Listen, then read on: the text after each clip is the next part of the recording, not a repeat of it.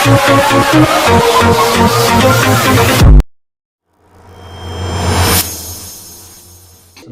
warahmatullahi wabarakatuh. Sahabat akademia dan pemirsa, kita kembali dalam podcast kita Obsesi, dan pada kesempatan ini saya kembali ditemani oleh narasumber utama kita, yaitu Bapak Dr. Mas Ahmad Yani, SH MSI. Beliau adalah seorang dosen Fakultas Hukum Universitas Muhammadiyah Jakarta. Beliau juga menulis sejumlah buku ya, salah satunya terkait dengan masalah kriminal, dan ada lagi Pak ya sejumlah buku ya, tentang tindak pidana aspek hukum dalam kegiatan ekonomi ya, dan bisnis ya. Oke Pak ya, kita akhir-akhir ini kan sempat ramai ya pemberitaan mengenai main hakim sendiri yang terjadi di Bali ya, terkait dengan pencurian ayam yang dilakukan oleh seorang warga yang kemudian diamuk massa hingga menyebabkan kematian. Dan kita tahu di situ ada seorang anak kecil yang merupakan anak dari pelaku, yang tentu saja yang jadi korban. Ya, pelaku yang kemudian meninggal akibat amukan massa itu ya, hanya karena dia mencuri seekor ayam. Dan ini suatu kejadian yang memprihatinkan, dan kalau kita coba cermati, kejadian semacam ini juga sempat terjadi ya di beberapa wilayah di Indonesia. Nah, yang ingin kita coba cermati dalam konteks ini Pak ya, ini adalah sebuah fenomena atau peristiwa yang berkenaan dengan kriminal atau pelanggaran hukum yang terjadi di masyarakat bawah. Dan kalau kita coba cermati, banyak pendapat di situ mengemuka, termasuk diantaranya bahwa apa yang dilakukan oleh massa dengan melakukan tindak main hukum sendiri merupakan ekspresi kekurang percayaan mereka terhadap penegakan hukum. Ya, dan kita tahu memang banyak sekali ya para petinggi, bahkan di kalangan para penegak hukum, mereka terindikasi atau diduga, bahkan sebagian juga terbukti melakukan pelanggaran hukum begitu ya. Tapi di sisi lain masyarakat melihat bahwa penyelesaian hukum terhadap mereka menimbulkan banyak ketidakpuasan. Nah, bagaimana Bapak melihat problem terkait dengan permasalahan hukum atau tindak kriminal yang terjadi, salah satunya terkait dengan peristiwa yang terjadi di Bali tadi Pak, yang menyebabkan seorang warga negara harus meninggal dunia karena aksi amuk massa hanya karena orang itu mencuri seekor ayam. Padahal bisa jadi itu adalah motif yang terkait dengan masalah ekonomi atau kondisi yang membuat dia terpaksa untuk mencuri ayam, katakanlah misalnya untuk memenuhi kebutuhan sehari-hari. Seperti apa Bapak meninjaunya? Ini soal pencurian ayam yang di Bali ya, yang kemudian menjadi diviralkan itu saya tapi baca sekilas ya. Baca sekilas yang kemudian bahkan Pak Sofyan menstressingnya kepada ini soal peristiwa peristiwa main hakim sendiri ya. Artinya reaksi masyarakat terhadap jenis kejahatan ya, yang mungkin di Bali ya, dalam hal ini di Bali karena nyolong ayam sampai kemudian diamuk massa ya, diamuk massa kemudian menyebabkan kematian ya bagi si pelaku ya. Betul. Bagi si pelaku. Nah, ini kemudian ada semacam dramaturgi ya, untuk memberikan kesan kok nyolong ayam aja sampai di amuk massa dikeroyok ya, sampai meninggal lagi. Ya, kita juga pernah mendengar dulu beberapa peristiwa kejahatan, terutama yang berkaitan dengan pembegalan, misalnya motor ya. Banyak orang yang kemudian diamuk massa, dibakar pelakunya ya, yang kemudian karena memang menimbulkan semacam kegeraman dari masyarakat ya, dari masyarakat terhadap perilaku jahat. Itu sebetulnya kan bentuk reaksi masyarakat ya terhadap perilaku kejahatan yang mungkin menimbulkan kegeraman, ya kan? Yang ini kemudian bisa disorot, bisa berbeda. Mungkin saya menduga ya Pak, kasus ini kenapa viral? Mungkin di belakang, di backward masyarakat mungkin ada pertanyaan-pertanyaan, kok mencuri ayam aja sampai seperti ini? Reaksi masyarakat, ya kan? Sebegitu. Tetapi kok kenapa terhadap reaksi-reaksi yang semacam misalnya juga dalam tanda petik pencurian, pengambilan hak orang lain dalam bentuk-bentuk yang didefinisi sebagai korupsi, kolusi, nepotisme, masyarakat tidak bereaksi, kurang cukup bereaksi secara hebat semacam ini. Jadi mungkin ya Pak, saya itu kenapa itu kemudian menjadi viral, kayaknya ingin membandingkan. Seperti di tengah-tengah masyarakat itu timbul pertanyaan-pertanyaan. Reaksi masyarakat ini kok, reaksi masyarakat Indonesia ini kok tidak sekejam ini terhadap misalnya koruptor. Apa saya salah atau tidak, itu saya menduga. Saya berasumsi kenapa ini viral. Begitu barangkali Pak sebagai pembuka. Untuk kenapa kita harus melihat ya bahwa ini ya namanya apa ini? Sekarang ini kan sedang gencar-gencarnya. Ya, upaya-upaya pemberantasan tindak pidana korupsi, KKN dan sebagainya. Terus kemudian begitulah kemudian reaksi masyarakat yang memandang bahwa wah, masih kurang puas saja masyarakat berkenaan dengan proses penegakan hukum terhadap para koruptor. Ya, misalnya di Indonesia masih dipertanyakan, masih terus artinya. Tapi reaksinya ya hanya semacam itu. Tidak misalnya menepalkan misalnya kan. Mungkin bagi beberapa orang yang kalangan yang sudah mungkin merasa merasa jengkel terhadap peristiwa itu, mereaksinya seperti itu.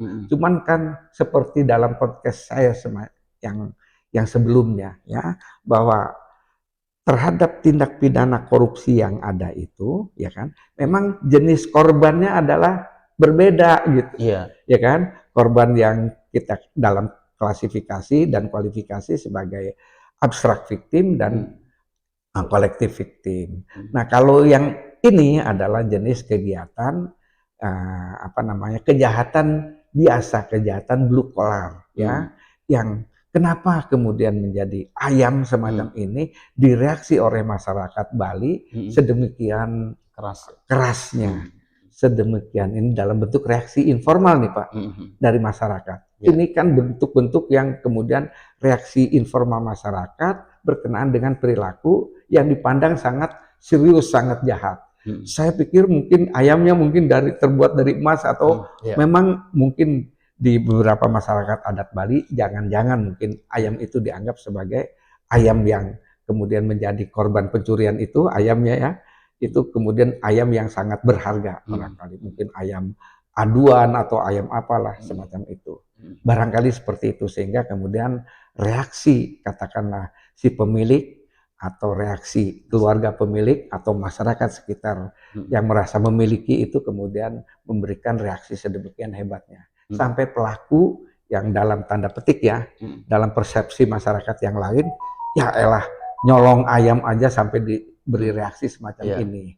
Nah itu bagaimana kita harus melihatnya. Yang pasti ini kan salah satu contoh ya, terkait dengan peristiwa kriminal yang terjadi di masyarakat, di mana masyarakat seringkali menempuh jalur main hakim sendiri terkait dengan persoalan kriminal yang sebetulnya kalau dibandingkan dengan tindakan kriminal yang ditempuh atau yang dilakukan oleh para elit atau para petinggi atau masuk dalam kategori kejahatan kerah putih begitu kan, mereka justru melakukan pencurian dengan jumlah yang jauh lebih besar. Dan efek kerugiannya bukan hanya kerugian bagi satu individu, tapi kerugian kolektif melibatkan kerugian terhadap negara juga masyarakat secara umum. Dan kita tahu sampai saat ini penegakan hukum terkait dengan tindakan kejahatan kerah putih itu masyarakat menganggap ya sesuatu yang katakanlah belum memuaskan begitu ya. Jadi barangkali ada kaitannya tuh. Ya. Bagaimana Bapak melihat antara ketidakpuasan masyarakat terhadap penegakan hukum sehingga mereka lebih memilih menempuh jalur hukum sendiri atau main hakim sendiri, Pak. Dan ini kan kejadian yang bukan sekali tapi berulang-ulang kali. Apakah itu ada kaitannya dengan ketidakpercayaan masyarakat terhadap penegakan hukum yang dilakukan oleh para penegak hukum, Pak? Ya, ini kita harus pilah dulu barangkali ya. Kita membicarakan dalam konteks apakah kemudian reaksi masyarakat terhadap perilaku kejahatan ya, yang formal dan informal, yang kemudian secara informal kemudian terhadap berbagai kasus tadi kita memang juga harus memilah juga dulu. Kita harus pilah dulu peristiwa pidananya katakanlah, peristiwa kejahatannya. Nah, ini mungkin bisa memiliki karakteristik yang apa namanya? Yang bisa dijelaskan dari berbagai sudut pandang ya, Pak ya. Yeah. Secara apa namanya? Secara budaya, secara sosiologi, secara psikologis dan lain sebagainya. Tetapi dalam kerangka ini mungkin saya ingin melihat dari kasus karena ini terkait dengan ayam. Itu kan katakanlah harta benda milik seseorang. Ya. Jadi terkait dengan harta kekayaan, harta benda seseorang yang dimiliki, milik pribadi, harta benda yang mungkin menjadi entitas. Kalau harta benda itu berupa uang, anggaran milik negara, kan sama. Kira-kira kan seperti ya, itu ya. Nah, cuman dalam hal ini mungkin barangkali akan mudah bisa kita jelaskan secara kriminologi kalau kita mungkin berpijak pada ini sama-sama sebagai sesuatu yang ada motif ekonomi, ya. Terutama kalau kita lihat dari sisi pelaku. Pelaku ngambil nyuri ayam, apakah hanya untuk sekedar dipotong ayam itu? Kita juga belum tahu persis itu di kasusnya ya. Dijual. Hanya untuk dimakan ya, atau memang hanya untuk dijual, atau dia hanya untuk memiliki karena memang dia memiliki apa? Kegemaran. Bukan kegemaran, Pak. Memiliki persepsi terhadap ayam itu bahwa ayam ini emang berharga.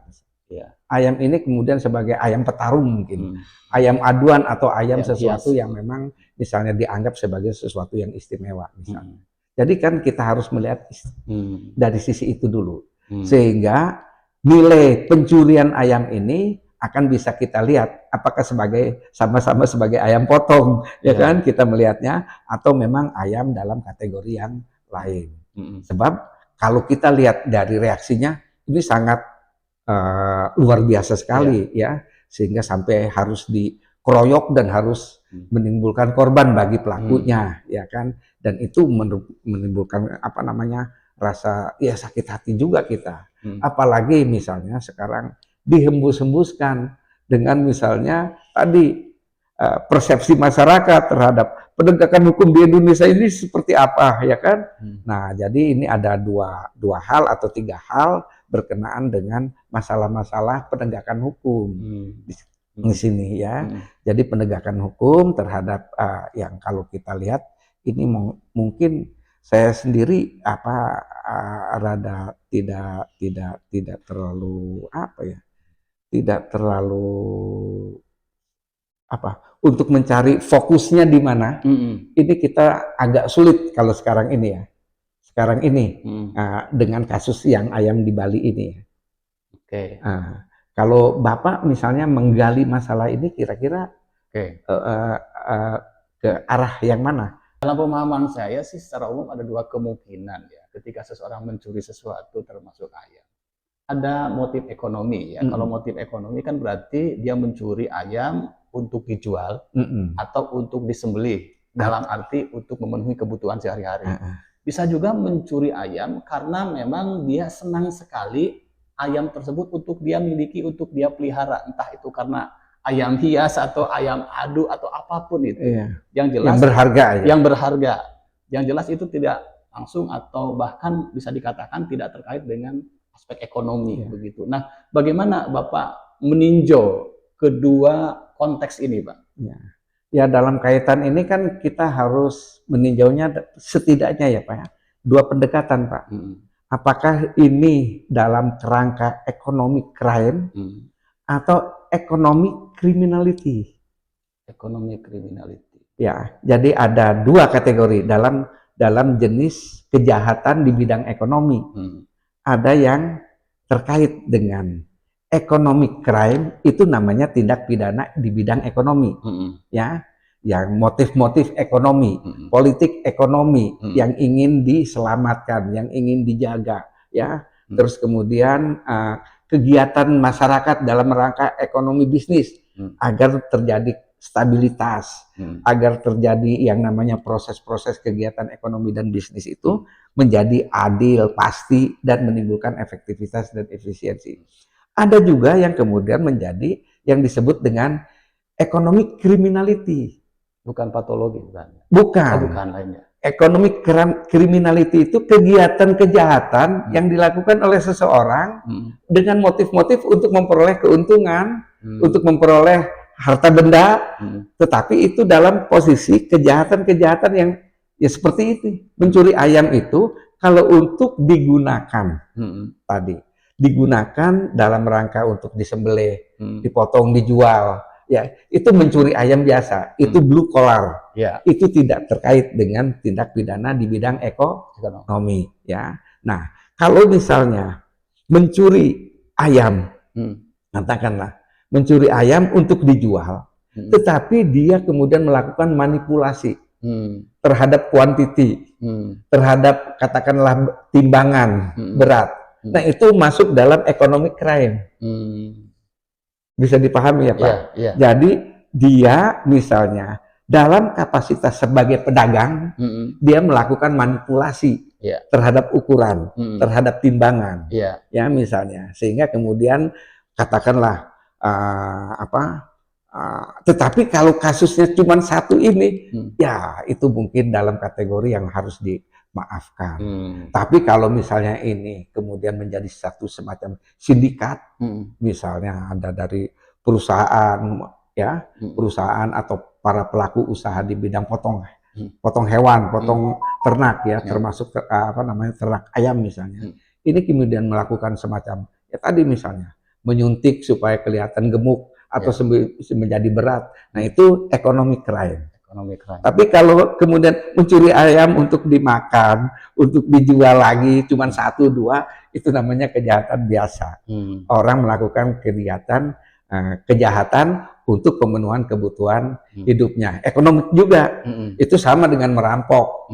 Ngambil mencuri motor untuk dijual, untuk dipakai. Sama, ayam juga tidak ada kategorisasi yang lain, misalnya apakah untuk dipakai, untuk dijual, atau untuk dia mungkin diperlombakan gitu kan, karena ayam itu misalnya sesuatu yang istimewa. Tapi intinya sebetulnya kan ini menjadi diviralkan sebetulnya untuk membandingkan tadi Pak, mencuri ayam ini adalah sebagai sesuatu yang sampai seperti ini reaksi masyarakat. Jadi kayak semacam ada harapan dari tengah-tengah masyarakat. Bagaimana dengan pencurian terhadap harta kekayaan dan harta benda negara? Yang mencurinya itu bukan dalam bentuk merampok, bukan dalam bentuk menodong, ya, tetapi bisa melakukan tindakan-tindakan yang sifatnya manipulasi, yang sifatnya masuk dalam kategori white collar crime, yang mungkin masuk dalam kategori-kategori yang kita kenal sebagai korupsi, kolusi, dan nepotisme. Itu mungkin, ini kenapa bisa viral. Jadi kita memang perlu macam, bukan arahan ya, pedoman, pemahaman kepada masyarakat agar kita kemudian saya kira kalau saya secara pribadi ya sangat sangat merasakan ya Allah sampai seperti itu ya. Kita ikut sangat berduka cita, sangat prihatin sekali terhadap kejadian semacam ini. Apalagi kalau dikaitkan dengan bahwa ini adalah bentuk reaksi sosial informal masyarakat terhadap pelaku yang dalam tanda petik hanya sekedar seekor ayam sampai meninggal dunia pelakunya, sampai harus dihabisi. Ada apa? Pertanyaan besarnya itu ada apa? Ya saya kira ini ada mungkin, kalau pakai imajinasi sosial, ada harapan masyarakat berkenan dengan itu untuk bagaimana terhadap kasus-kasus pencurian yang kemudian dilakukan oleh katakanlah pejabat dalam posisi pejabat-pejabat publik yang marak lah sekarang ini, sedang memang menjadi pusat perhatian bangsa Indonesia dengan adanya kasus-kasus kemarin yang misalnya beberapa pejabat ya, artinya sampai sekarang dilakukan yang upaya-upaya untuk meminimalisir perbuatan-perbuatan dan tindak-tindak pidana di bidang tindak pidana korupsi ya, korupsi dan nepotisme.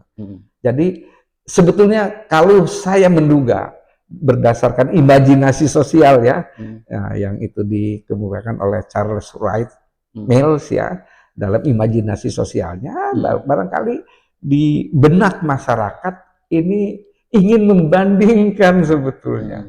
Jadi prihatin terhadap pelaku yang menjadi korban, ya, korban pembunuhan dalam hal ini yang dilakukan oleh warga masyarakat, ya, akibat mereaksi terhadap satu perbuatan yang disebut dan dalam kategori dalam kriminologi itu sebagai kejahatan. Ya, nah ini juga ada segi-segi yang lain juga. Kenapa masyarakat bisa semacam ini? Ya, mungkin juga di dalamnya, di tengahnya ada yang namanya mungkin ungkapan-ungkapan yang tidak keluar, yang merupakan ungkapan-ungkapan itu menurut dugaan saya juga adalah sebagai sesuatu yang sifatnya mengandung ketidakpercayaan kepada aparat penegak hukum. Mereka mungkin yang para pelaku pelaku main hakim sendiri ini mungkin merasa kalau mencuri ayam nanti dianggap atau dipersepsi oleh petugas penegak hukum, katakanlah misalnya dalam tanda petik dalam hal ini misalnya dilaporkan kepada polisi, ya pasti polisi hanya akan membebaskan dan seterusnya. Sehingga misalnya tanpa lagi melihat motif-motif yang lain. Tapi saya bukan membela pelaku pengeroyok ya. Tetap itu adalah perbuatan yang biadab juga, yang salah. Hanya karena disinilah sebetulnya ada pandangan-pandangan ya ekonomik, pandangan-pandangan budaya di sini bersinggungan ya, ada bersinggungan ya, artinya seperti itu. Saya nggak tahu persis ya secara budaya misalnya, apakah misalnya ayam yang menjadi objek pencurian itu merupakan ayam yang amat sangat berharga dalam pandangan budaya masyarakat setempat. Kalau memang seperti itu, bisa jadi itu sebagai sesuatu yang tindakan yang sebetulnya pamali, tabu gitu kan. Sehingga kemudian ini mengandung konsekuensi logisnya. Karena ada pandangan-pandangan budaya semacam itu terhadap yang namanya konsep dan persepsi terhadap kejahatan. Saya kira itu gitu ya. Mungkin ya, tapi saya catat dalam catatan saya bukan berarti tidak tergerak hati saya merasa prihatin, apalagi semacam di blow up ya, digambarkan kepada kita bahwa ada di hadapan anaknya ya, di dalam pemberitaan itu di hadapan anaknya yang masih kelas 2 SD, ya betapa kita mirisnya ya. Nah jadi, ini harus dijernihkan terlebih dahulu kasus ini sehingga kemudian kita saya kira kalau saya seperti itu Pak, ya jadi ini memang dalam bentuk yang semacam tafsir ya, yang semacam kemudian persepsi, reaksi kita terhadap peristiwa ini. Nah saya sebagai kriminolog misalnya melihat masalah ini ya jangan kemudian buru-buru mengambil kesimpulan dan kemudian dihubung-hubungkan dengan satu sama lain yang kemudian bisa melahirkan bentuk-bentuk kesimpulan-kesimpulan misalnya penegakan korupsi enggak bagus, enggak benar misalnya. Padahal ada upaya-upaya juga sekarang ya artinya untuk pemberantasan, meminimalisir tindak pidana korupsi dan lain-lain. Saya kira ya seperti itu. Artinya tetap kita dari sisi ini harus melihatnya dari dari sisi-sisi yang dapat menjelaskan dan kemudian dapat memberikan pencerahan kepada masyarakat agar kita juga kemudian tindakan yang main hakim sendiri itu adalah salah dalam bentuk apapun ya, karena itu tetapi tindakan itu bukan berarti dengan tiba-tiba Ya, itu mungkin merupakan akumulasi. Kenapa kita main hakim sendiri? Akumulasi barangkali. Karena mungkin beberapa peristiwa, beberapa kejadian yang semacam itu kemudian tidak direaksi, tidak direspon, misalnya oleh aparatur penegak hukum secara semestinya. Misalnya dalam hal melayani, kemudian melakukan tindakan-tindakan yang terukur menurut hukum yang berlaku. Mungkin sehingga kemudian ya orang kenapa misalnya main hakim sendiri, karena misalnya pencurian-pencurian sejenis ini yang nilainya mungkin dianggap kecil, itu mungkin nanti kalau dilaporkan pada polisi tidak dianggap, tidak direspon, kurang direspon. Misalnya seperti ini. Ini lagi-lagi kemudian menjadikan tuntutan ya, bagaimana kemudian misalnya performance kepolisian ini harus juga mampu kemudian memberikan menaikkan citranya ya terhadap yang namanya kepercayaan, membangun kepercayaan dari masyarakat terhadap profiling Polri yang sementara ini ya kalau menurut saya sedang dalam posisi yang sedang terpuruk dari sisi persepsi dan kepercayaan masyarakat. Jadi ini harus kita dukung untuk supaya polisi ini harus jadikan momen bahkan peristiwa ini supaya kemudian jangan ditiru, jangan dicontoh peristiwa-peristiwa yang kemudian dapat menimbulkan yang main hakim sendiri. Ya, itu karena kalau dari sisi ini main hakim sendiri itu saya punya keyakinan bahwa itu akibat jengkel dan akibat tidak percaya, ketidakpercayaan dari masyarakat setempat terhadap proses penegakan hukum. Ya, sebab kalau percaya mah pasti diserahkan. Kalau ini mah wah mendingan kita hajar aja kan gitu kan. Ya, contohnya seperti yang sering kita dengar, kita lihat ya dalam kenyataan yang misalnya ada penjahat-penjahat semacam itu, penjahat-penjahat bukan kambuhan ya, penjahat-penjahat yang residif itu, yang melakukan tindakan kedua kalinya, ketiga kalinya ya, misalnya dalam bentuk-bentuk pencurian yang lain ya, misal pencurian motor, pembegalan dan lain sebagainya ya, yang prosesnya ya seperti itulah, yang kemudian masyarakat melihatnya wah polisi memaafkan atau polisi mungkin dianggap sebagai kerjasama dengan para penjahat, ya, seperti itu kan menjadi rusak. Nah, jadi kalau soal yang tadi, artinya soal yang bermain hakim sendiri itu, saya kira ya setidaknya dari dua sisi itu. Tapi kalau dikaitkan dengan ini, apakah kemudian di belakang masyarakat ini ada pikiran-pikiran ingin membandingkan ya antara pencurian alam dengan pencurian terhadap harta kekayaan negara. Nah inilah kita harus melihatnya dari dua aspek tadi, economic crime, apakah economic criminality.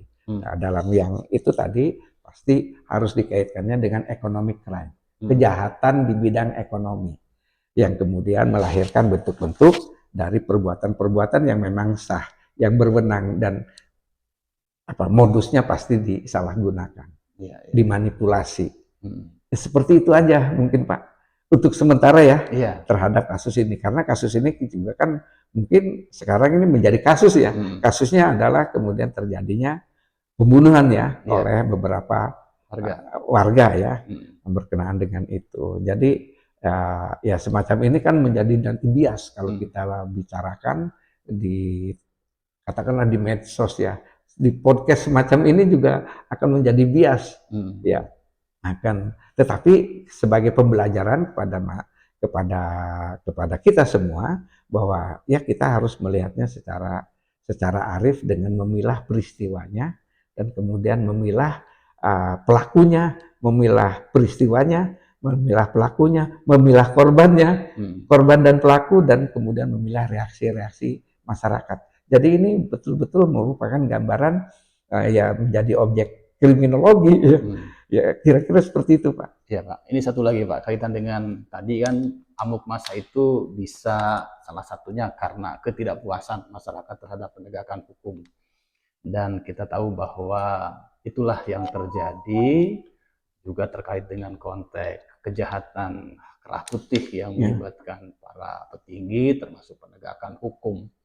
Nah, bagaimana harusnya negara hadir, Pak, melihat realita terkait dengan peristiwa tadi dan terkait dengan ketidakpuasan masyarakat terhadap penegakan hukum di Indonesia, terutama terhadap orang-orang yang terlibat di pemerintahan atau di kalangan elit ya. Karena kan kejahatan kerah putih itu seringkali melibatkan birokrasi ya, termasuk di dalamnya para penguasa atau orang-orang yang kita anggap sebagai petinggi, termasuk juga para penegak hukum.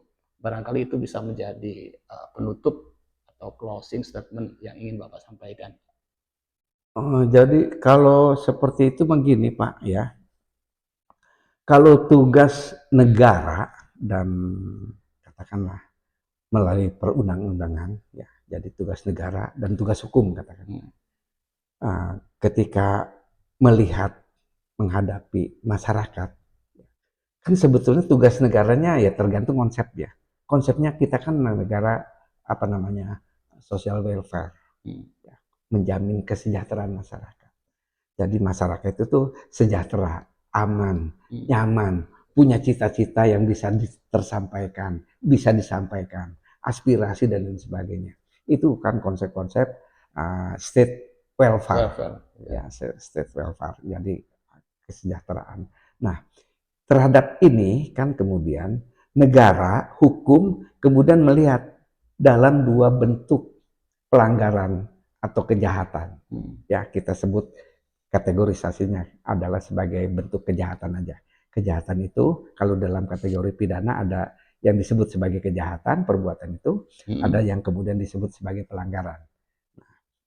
Nah, dilihat dari sisi ini kemudian peran hukum dan negara adalah sebetulnya harus membatasi sebetulnya karakter orang-orang di warga masyarakat ini, karakter yang sebebas-bebasnya. Nah, kalau ini dikerucutkan dalam kegiatan ekonomi dan bisnis dan usaha, perdagangan dan sebagainya, ini sebetulnya peran negara dan hukum dalam hal ini membatasi yang namanya kebebasan berkontrak yang dikembangkan di dalam hukum perdata dan di dalam hukum dagang dan di dalam peraturan perundang-undangan lain yang memungkinkan, katakanlah dalam hal ini misalnya dikaitkan dengan globalisasi, itu ada GATT, ada macam-macam, itu semua ada yang kemudian aturan-aturan yang semacam itu yang kemudian sifatnya bisa jadi sekarang itu namanya ada harus liberalisasi, harus kemudian terbuka dan lain sebagainya. Nah, negara ini harus mampu membatasi untuk keperluan apa? Untuk keperluan tadi kesejahteraan masyarakat yang lain. Yang tidak terlibat bagaimana? Misalnya bagaimana kita memberikan perlindungan yang cukup terhadap kepentingan-kepentingan yang kita sebut sebagai konsumen, misalnya, yang kita sebut sebagai warga negara lain, ya kan?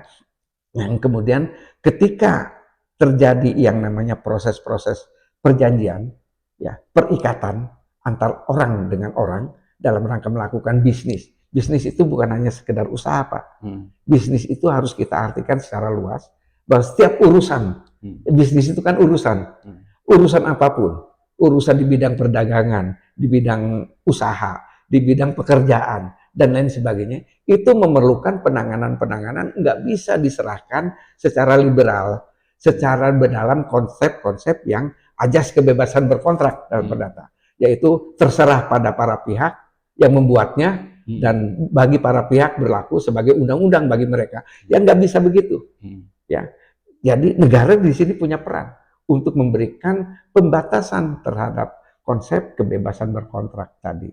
Jadi, nah kalau di dalam kegiatan ekonomi ini akan jelas bahwa ekonomi kemudian katakanlah kita berpijak pada pasal 33 UUD 45, ya kan? Jadi ekonomi didasarkan pada katakanlah konsep-konsep yang apa namanya yang ayat satunya itu. Usaha bersama ya yang dilakukan untuk kesejahteraan masyarakat. Terus harta kekayaan, bumi, air dan kekayaan alam yang terkandungnya digunakan, dimanfaatkan sebesar-besarnya bagi kemakmuran rakyat. Nah, disinilah peran negara untuk membuat misalnya orang per orang ketika dia melakukan kontraktual ini jangan kemudian melakukan pelanggaran terhadap kepentingan orang-orang lain juga. terhadap kepentingan masyarakat lain, terhadap kepentingan yang kemudian dikategori sebagai bentuk-bentuk yang harus diberikan perlindungan yang cukup oleh hukum maupun oleh negara melalui aparat penegakan hukum dan melalui peraturan perundang-undangan yang diberlakukan untuk itu. Nah, jadi sebetulnya di dalam konsepsi dan dalam sistem hukum ya, kebebasan berkontrak itu yang dikembangkan oleh hukum perdata. Di dalam sistem hukum perdata pun ditentukan pembatasannya itu melalui syarat sahnya perjanjian. Yaitu harus ada kesepakatan, harus ada kecakapan, harus ada objek tertentu, dan harus ada sebab yang halal. Ini sebab yang halal inilah yang harus berperan negara untuk menentukan, bolehkah kita misalnya katakanlah melakukan tindakan-tindakan, kegiatan-kegiatan yang menggunakan dan memanfaatkan harta kekayaan kita secara semau-maunya kita. Kan nggak bisa, Pak. Ya kan? Misalnya karena kita di sini misalnya ada politik, katakanlah politik ekonomi negara, misalnya berkaitan dengan penyerapan tenaga kerja, berkaitan dengan penggunaan dan pemanfaatan lulusan-lulusan misalnya yang ahli kalau katakanlah misalnya di bidang penggunaan dan pemanfaatan kayu, kan kenapa kita misalnya ada sebutan illegal logging, kan karena kita di situ jangan sampai kita hanya bisa menjual dalam bentuk kayu gelondongan saja. Kalau bisa dengan yang kita sekarang konsepnya adalah hilirisasi ya, dalam bentuk yang ada added value. Kalau bisa dalam bentuk yang sudah barang jadi ya, sehingga kemudian ada added value di dalamnya di situ. Saya kira kita apapun yang ada di dalam pemberitaan berkaitan dengan penegakan hukum, berkaitan dengan proses-proses penegakan hukum, apakah itu dalam bentuk-bentuk yang masuk dalam kategori kejahatan yang blue collar maupun yang white collar, itu harus kita tetap kita tidak bisa melakukan semacam peradilan jalanan, peradilan media sosial gitu. Ya tidak, janganlah. Kita memang harus memberikan pencerahan kepada masyarakat, warga, agar memang masyarakat melihat masalah ini kemudian secara baik, secara jernih, dan kemudian ya inilah mungkin peran kita ya. Peran kita ada di sini harus seperti itu. Jadi kita sedemikian rupa supaya ya jangan negara kita ini kan mudah diadu domba, mudah diombang-ambing ya, dan kita sekarang reaktif sekali masyarakat kita ya, berkenaan dengan pemberitaan-pemberitaan yang terutama yang hilir mudik di media sosial ya, sehingga kemudian kita ya, kalau saya ya harus senantiasa waspada, harus senantiasa arif, bijaksana, dan tidak terlalu cepat mengambil kesimpulan apapun gitu. Saya kira itu aja Pak, mungkin sebagai closing statement-nya. Ya, baik ya. Jadi demikian pemirsa Akademia, dan dari begitu banyak pembicaraan tadi, di antara poin pentingnya adalah bahwa tentu saja terkait dengan main hakim sendiri itu adalah tindakan yang tidak dibenarkan secara hukum, dan itu menuntut kesadaran kita untuk bagaimana hukum itu tetap kita bisa wujudkan dalam kehidupan sehari-hari. Dan bagi negara, salah satu tantangannya adalah bagaimana negara bisa berupaya untuk terus mensejahterakan rakyat dengan harapan kejahatan-kejahatan yang dilakukan oleh warga negara, terutama terkait dengan latar belakang ekonomi yang menyangkut kehidupan sehari-hari, bisa diminimalisir sedemikian rupa. Dan satu lagi tentunya tantangan bagi para penegak hukum adalah bagaimana penegak hukum itu untuk menunjukkan tanggung jawab profesionalnya, juga tanggung jawab moralnya, agar masyarakat bisa semakin percaya terhadap proses penegakan hukum yang dilakukan oleh aparat penegak hukum. Demikian, terima kasih Pak. Ya, terima kasih. Ya, mudah-mudahan. Satu lagi mungkin, jadi tujuan hukum ya, tujuan pembentukan peraturan perundang-undangan ya, di dalam kegiatan ekonomi dan bisnis harus dapat menciptakan keadilan, kepastian, dan kemudian efektivitas dan efisiensi serta manfaat yang lebih banyak manfaatnya daripada mudaratnya. Jadi apapun peraturannya maupun operasional maupun cara-cara pengambil kebijakan kriminalnya. cara-cara pengambilan kebijakan untuk menentukan keputusan hukumnya. Jadi harus seperti itu dalam kegiatan ekonomi dan bisnis dengan mempertimbangkan semua kepentingan masyarakat secara keseluruhan, secara seimbang. Tapi pasti jangan sampai orang melakukan kegiatan usahanya, kegiatan bisnisnya, kemudian hanya menghasilkan kerugian. Oleh karena negara dan hukum tidak hadir di situ. Tidak hadir.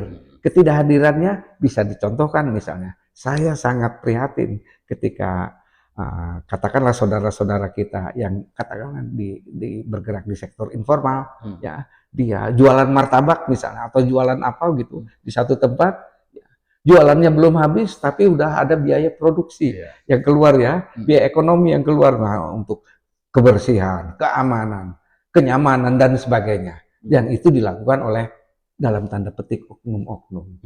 Nah di sini sebetulnya peran Pemda, peran pemerintah pusat maupun daerah, ya, peran kemudian kepolisian, peran aparat penegak hukum yang lainnya itu kemudian di sini harus bisa mendistribusi kegiatan kewenangannya untuk kemudian dapat menciptakan keadilan, ketertiban, kepastian hukum ya. Dan kemudian efektivitas dan efisiensi, kebermanfaatan dari aspek kegiatan keseluruhannya itu.